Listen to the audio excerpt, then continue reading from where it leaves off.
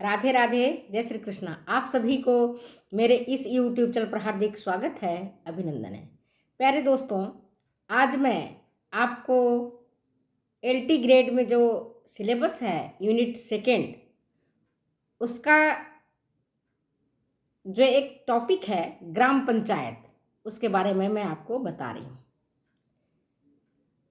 इसके पहले वाली वीडियो में मैंने सामुदायिक संगठन के बारे में विस्तार से चर्चा किया है। आज की इस वीडियो में मैं आपको ग्राम पंचायत के बारे में बताऊंगी। ग्राम पंचायत क्या है? औपचारिक संस्था है, अनौपचारिक संस्था नहीं है। अनौपचारिक संस्था क्या होता है, ये मैंने आपको पिछली वीडियो में बताया है। औपचारिक संस्था है मतलब फॉर्मल इंस्टीट्यूशंस है। और ये जो औपचारिक संस्था है, ये क्यों बनाया जाता है? इसका मुख्य उद्देश्य होता है जो आवश्यकता है उनकी पूर्ति हेतु बनाए गए एक संगठन है और इन्हें समाज द्वारा मान्यता मिलती है, उसको हम कहते हैं औपचारिक संस्था। और अस्थायी होते हैं ये, इन्हें समाज के द्वारा मान्यता मिली हुई होती है। स्कूल, कॉलेज, सहकारी समिति, बैंक, अस्पताल, ग्राम पंचायत, ये सारी चीज़ें, सारे जो हमने आपको नाम गिनाए हैं, वे सब औपचारिक संगठन है, औपचारिक संस्थाएं हैं।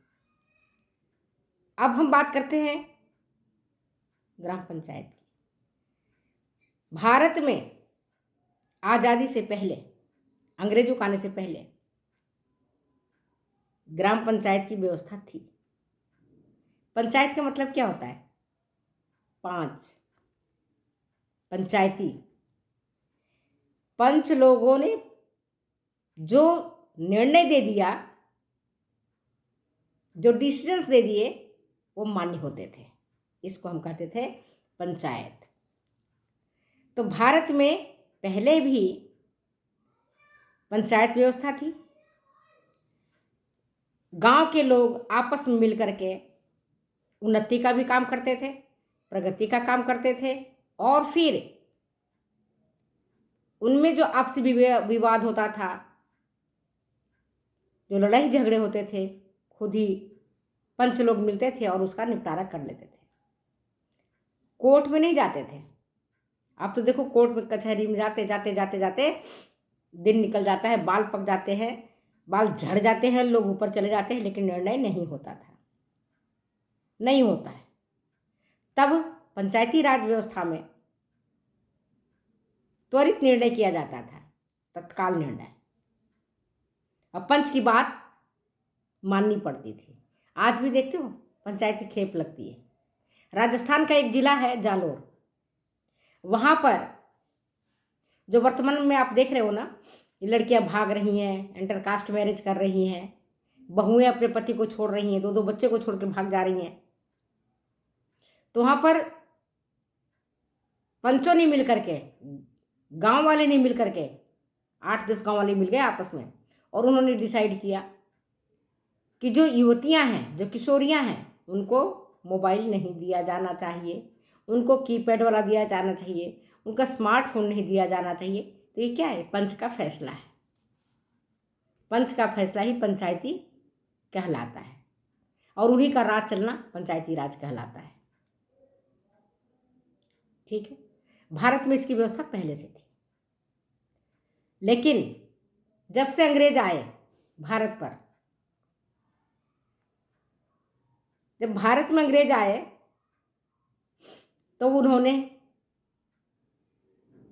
इस व्यवस्था को तहस नहस कर दिया, तानाशाही रवैया अपनाया, एक एक को फोड़ते चले गए। 1830 में जब लॉर्ड हेस्टिंग्स आया था, जो अंग्रेजों का गवर्नर जनरल था, ने बताया था कि भारत में जितने भी गांव हैं वे सभी स्वायत्त शासी गणराज्य हैं। अंग्रेजों की बात अच्छी नहीं लगी, उन्होंने फूट डालो शासन करो, फूट डालो शासन करो के तहत यहाँ की व्यवस्था को तोड़ मरोड़ देने का काम किया, ध्वस्त कर दिया, पंचायत राज ही खत्म कर दिया। देखते नहीं थे अंग्रेज कभी गुजरात में किसी से लड़वा रहे हैं, कभी राजस्थान में लड़वा रहे हैं, तो कभी बिहार में जा रहे हैं लड़ने के लिए, कभी दिल्ली की सत्ता पाने के लिए। क्या क्या नहीं किया अंग्रेजों ने, छिपी हुई नहीं है, उस पर हम चर्चा नहीं करेंगे, हम इतिहास के विद्यार्थी नहीं हैं। अब हम वो होता है भारत की आज़ादी। जब भारत आज़ाद हुआ तो फिर से पंचायती राज व्यवस्था शुरू की गई और महात्मा गांधी का इसमें बहुत बड़ा योगदान है। गांधी जी ने क्या कहा, भारत की आत्मा गांवों में बसती है। 75 से 80% लोग गांव में रहते हैं, तो गांव की लड़ाई झगड़े कोर्ट नहीं जाने चाहिए, शहर नहीं जाने चाहिए। और लोकतंत्र में गांव एक मूल इकाई है, और जो लोग केंद्र में 10-15 लोग बैठे हैं वो पूरे निर्णय ना लें। गांव वाले की भी सहयोग की अपेक्षा है। अगर गांव की उन्नति करना चाहते हैं तो गांव वाले क्या चाहते हैं इसको आपको जानना जरूरी है, और इसके लिए गांव को जोड़ना जरूरी है। इसी अवधारणा के साथ 2 अक्टूबर 1952 को सामुदायिक विकास योजना की शुरुआत की गई थी, जिसके बारे में मैंने आपको विस्तृत जानकारी दी है। अब हम आते हैं पंचायती राज पर। पंचायती राज क्या है? लोकतंत्र का एक हिस्सा है, शासन तंत्र का एक हिस्सा है, और इसमें ग्राम पंचायत एक आधारी इकाई है, इसकी बेसिक यूनिट है। ग्राम पंचायत इसकी बेसिक यूनिट है। और पंचायती का, जैसा मैंने आपको पहले बताया था, पंच का फैसला।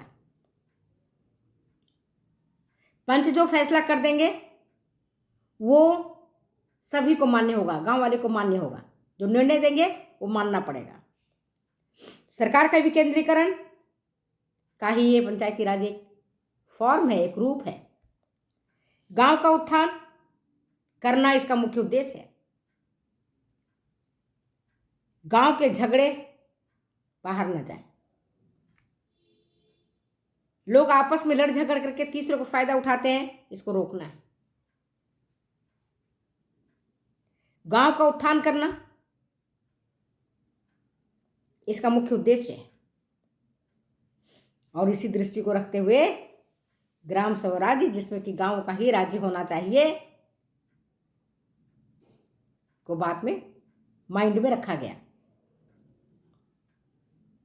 अगर एग्जाम में आता है पंचायती राज की व्यवस्था हुई कहाँ से हुई, तो पंचायती राज की शुरुआत ही, स्थापना ही 2 अक्टूबर, महात्मा गांधी के बर्थडे होता है 2 अक्टूबर।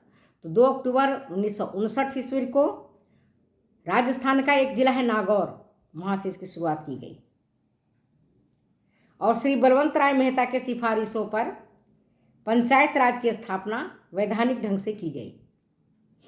सन 1950-60 में राज्य सरकारों के द्वारा विभिन्न राज्यों में पंचायती राज की स्थापना के लिए कानून बनाए गए। अब देखते हैं पंचायती राज क्या है। पंचायती राज की 3 स्तरीय प्रणाली है।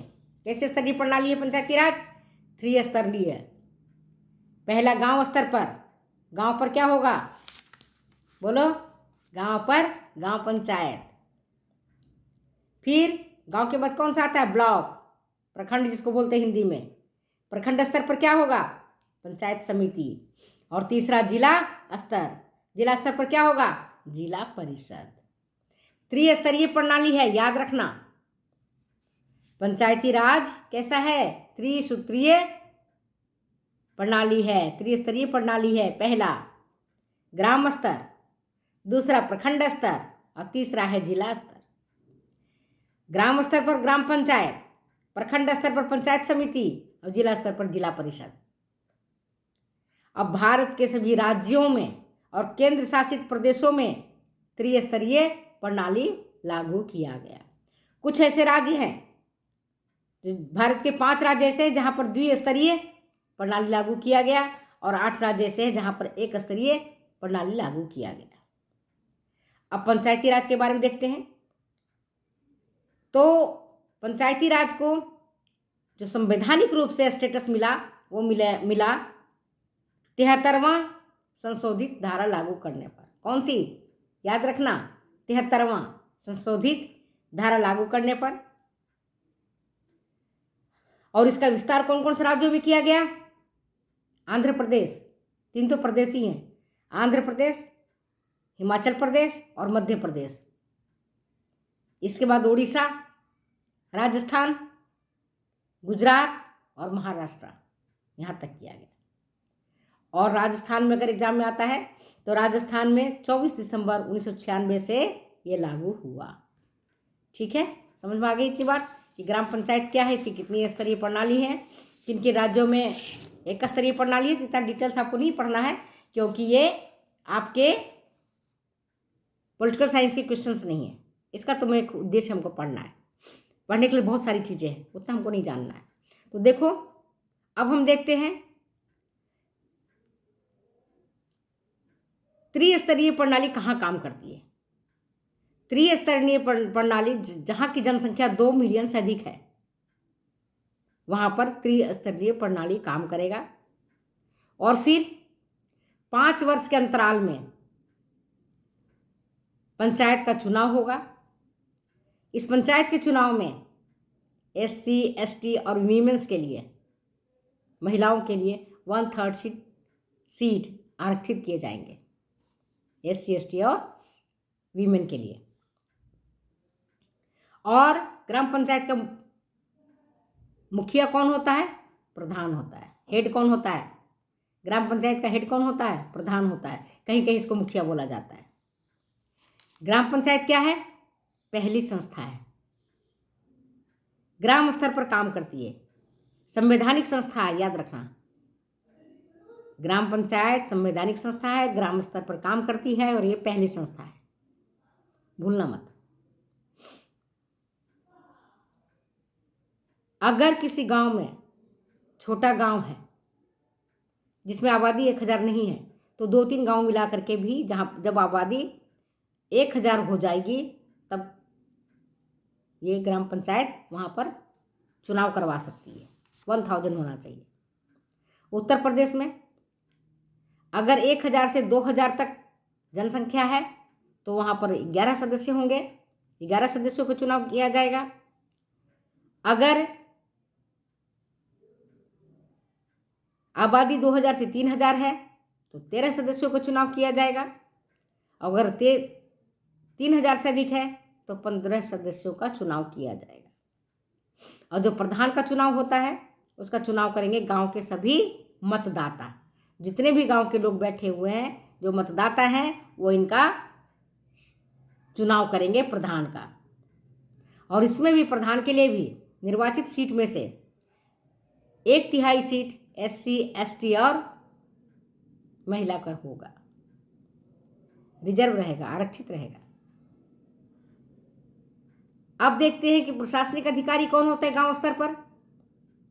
ग्राम स्तर पर प्रशासनिक अधिकारी VDO होता है, ब्लॉक डेवलपमेंट ऑफिसर, जिसको विकास अधिकारी भी बोलते हैं। पहले इसको VLW बोला जाता था, विलेज लेवल वर्कर। अब इसका नाम VDO पड़ गया है। आय, अब देखेंगे कि खर्चा कहाँ से चलेगा। खर्चा भी तो देखना है ना, खर्चा कहाँ से चलेगा। खर्चा चलता है, एक तो सरकार देती है सहायता, सरकारी सहायता मिलता है।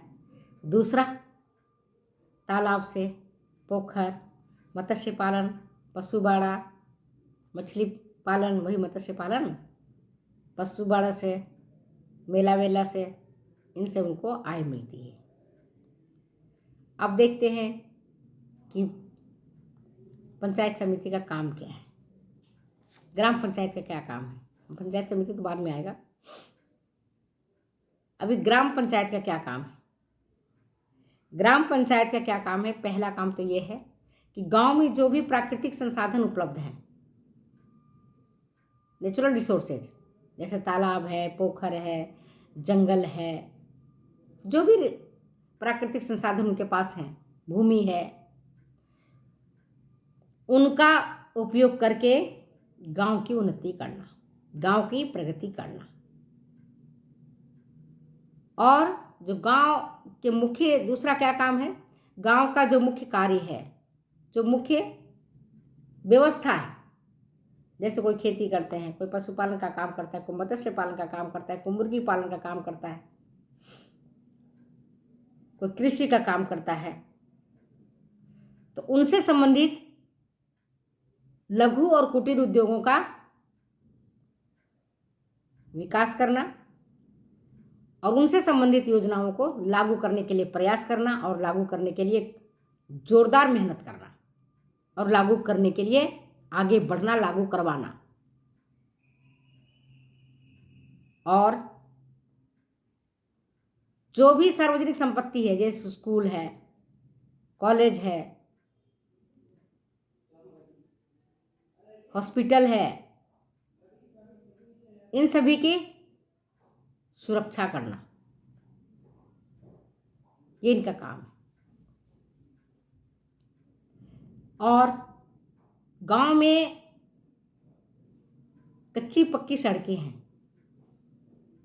तो गांव के सड़क को शहर से जोड़ने के लिए निरंतर मेहनत करना, जोड़ने का काम करना, ताकि गांव वाले शहर जा सके, आसानी से आ सके। तो सड़क रहेगा तब तो जाएंगे, बिना सड़क के कैसे जाओगे आप? आपके पास कार है, आपके पास स्कूटी है, मोटरसाइकिल है, लेकिन सड़क नहीं है तो खेत खेत तो जाओगे नहीं, है ना। तो सड़क गांव को शहर से जोड़ने के लिए शहर की व्यवस्था करना। और क्या काम है, स्वच्छ पेयजल की व्यवस्था करना, जैसे तालाब, कुआं, बावड़ी, हैंडपंप, नलकूप। जो पुराने तालाब हैं उनकी साफ सफाई करना, पुराने पोखर हैं उनकी साफ सफाई करना, ये सारे काम उसके हैं। और परिवार नियोजन में सहयोग देना, ये सारे काम जो है सो पंचायत राज के अंतर्गत में ग्राम पंचायत के ही काम है। इसमें मुखिया और जो दूसरे सदस्य हैं सब जा कर के काम करते हैं, सब जा कर के मिलते हैं, सब जा कर के आगे से आगे कलेक्टर साहब तक बताते हैं बातों को। आगे मैं बताऊंगी सेकंड टाइम। तब तक दो इजाज़त जाने की, वीडियो लंबी हो जाती है तो आप लोग देख नहीं पाते हो। ओके बाय, फिर मिलते हैं। कमेंट करना और लाइक करना, शेयर करना मत भूलना। Okay bye.